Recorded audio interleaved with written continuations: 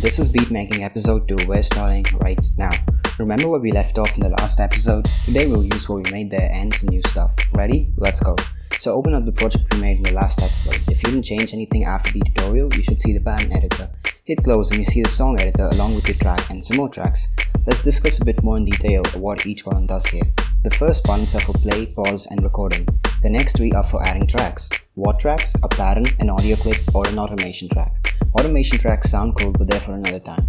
The next two buttons control whether you're editing or selecting. You can add parts to your song in edit mode, but not in select mode. Then there are the buttons for scrolling, looping and playback. Scrolling defaults or scrolling to whichever part is playing, but you can change that by clicking on it. The loop controls whether you're going to play between the loop points or from wherever your bar is. You can change where the loop starts and ends. I'll get to that in some time. The last one says whether to start from the beginning, where you place the bar, or to continue from where you stopped. And the menu controls the zoom.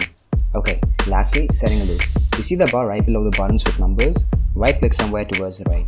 You may notice that a little grey area has covered the beginning to wherever you right click. Now press Ctrl and right click and you can change where this grey area starts. Now when you click the loop button, it turns green. This means the loop is active and it plays between the loop points.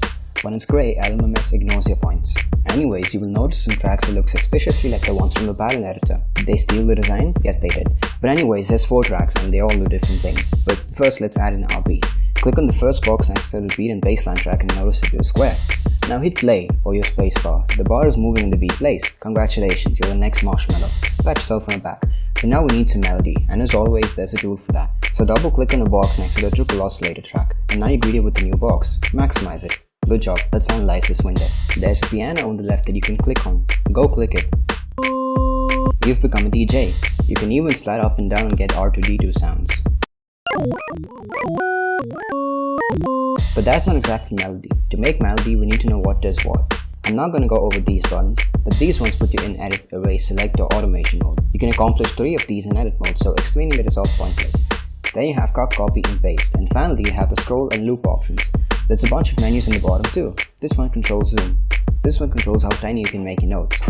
This fraction represents parts of a bar, so by default you can make 16 notes in a bar. The next one controls how long the note you places. I suggest you leave this one as default, it's pretty handy that way. The next one controls the scale and the next one which chord you place. Okay, what's a scale in a chord? In an octave there are 12 notes, but if you use all 12 in your song it sounds terrible, so someone invented scales. It's a collection of usually 7 notes in an octave which are the only notes you can use in your song. Sounds limiting, taking out 5 notes, but believe me, it makes your life a lot easier. If you click on the menu you get a list of a whole lot of scales.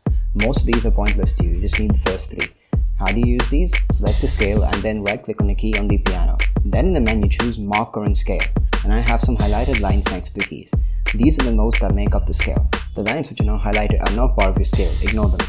Now let's figure out chords. Chords are a bunch of notes that sound good when played together.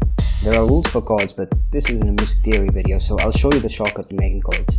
Place a note on a highlighted line. This is your bass note. Then skip one highlighted line and place another note on the next one. This is the 3rd note. Finally skip another highlighted line and place another note on the next one. This is the 5th note. Congratulations, you have a basic chord. If it looks like this, it's a major chord. Major chords usually sound happy and exciting. If it looks like this, it's a minor chord. Minor chords usually sound low and maybe evil. And if it looks like this, it's a diminished chord. Diminished chords sound ugly, but they help to add motion in a chord progression. They're not commonly used in modern music if that's what you're making. Finally, chords have a notation based on the scale. Counting from the note you started, there are 7 notes and thus 7 chords. If a chord is major, it is represented with a large Roman numeral. If a chord is minor, it is represented with a small Roman numeral.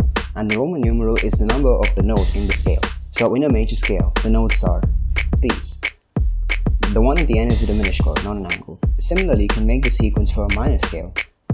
Okay, now that's enough music theory, let's start placing stuff. You can try using your newfound knowledge to create some chords, but you may notice it sounds ugly. To learn how to fix that, watch the next tutorial. For now, let's place some notes and make a melody. You can place any assortment of notes in a scale and call it a melody, really this.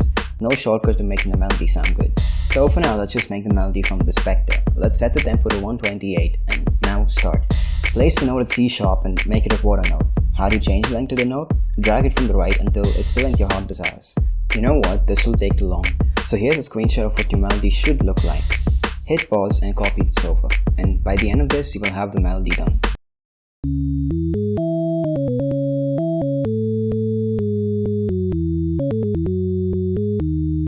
You do notice that it sounds ugly, right? Don't worry, I'll show you how to get better sounds. But that's for the next episode. Subscribe so you don't miss it, but until then, bye.